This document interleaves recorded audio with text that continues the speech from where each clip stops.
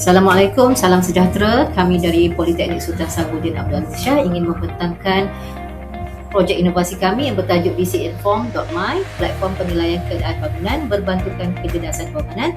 Kumpulan penyelidik terdiri daripada Surveyor Teknologi Suhaizana binti Ramli, TS Sumaini binti Cimaid dan CS Muhammad Ruzaimin bin Abdul Hamid.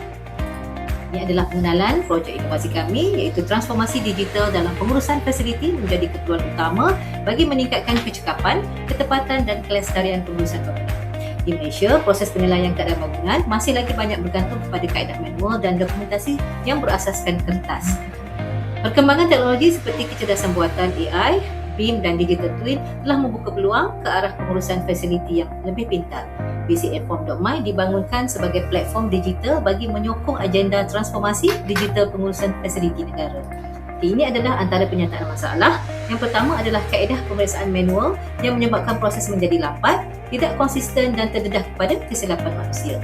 Yang kedua, data pemeriksaan sering tersimpan secara berasingan dan menyukarkan analisis dan kolaborasi antara jabatan. Yang ketiga, penyediaan laporan yang memakan masa dan memerlukan kerja yang berulang kali. Dan yang keempat, tahap penggunaan teknologi pintar dalam pengurusan fasiliti awam di Malaysia masih lagi berada di tahap yang rendah. Antara objektif kajian yang pertama adalah digital platform, iaitu kita bangunkan platform digital bcinform.my ini bagi memodenkan proses penilaian keadaan bangunan.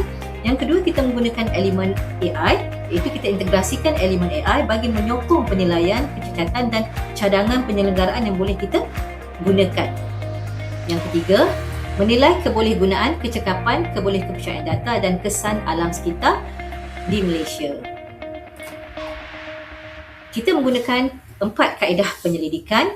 Yang pertama adalah kita menggunakan kaedah penyelidikan secara kualitatif, yang mana kita telah mengguna temu bual secara bersutur bersama dengan beberapa responden yang kami kira merupakan bakal responden yang boleh menggunakan BCA form ini, iaitu terdiri daripada JKR, industri dan juga universiti awam.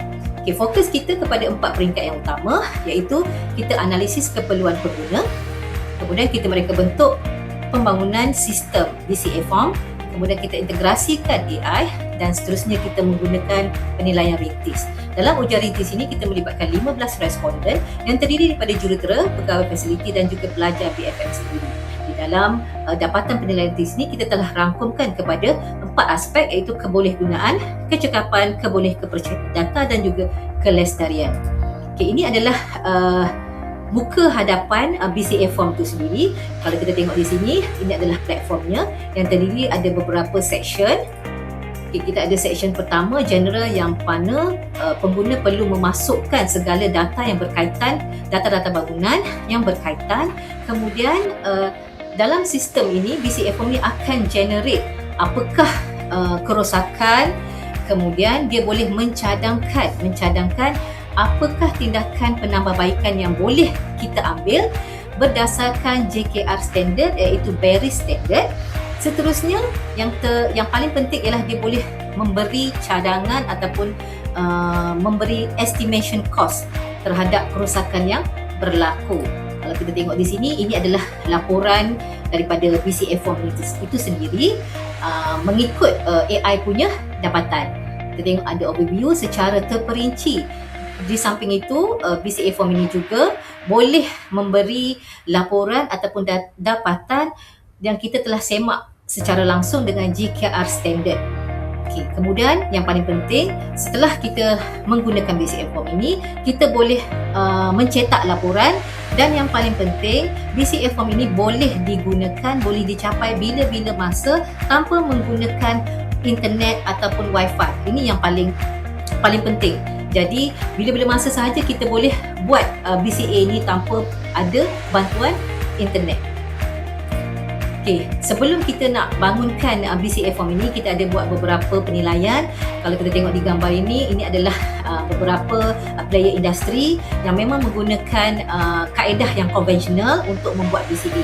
Jadi kita cuba mereka untuk menggunakan BCA form ini dan telah buat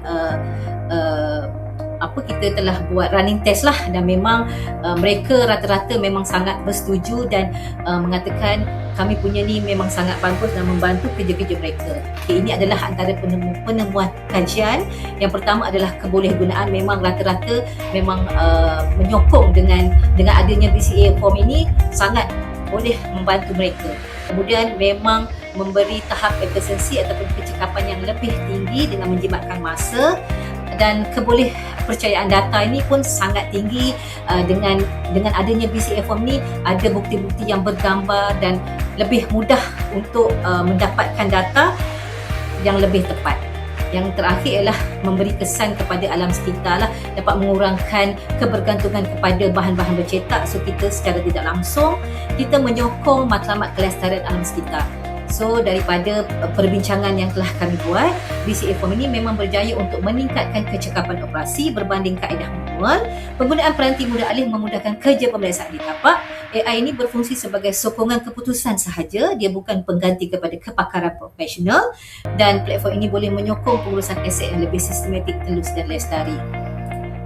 Sebagai kesimpulan, BCA form ini memang terbukti berkesan dalam memodernkan proses penilaian keadaan bangunan. Sistem ini boleh meningkatkan kecekapan kerja, kebolehgunaan, kepercayaan data serta menyokong kelestarian alam sekitar. Walau bagaimanapun, penambahbaikan masih lagi diperlukan, terutamanya dari segi ketepatan AI dan integrasi teknologi lain. Secara keseluruhannya, BCA form ini mempunyai potensi besar dalam menyokong transformasi digital dan pengurusan fasiliti pintar di Malaysia. Sekian, terima kasih.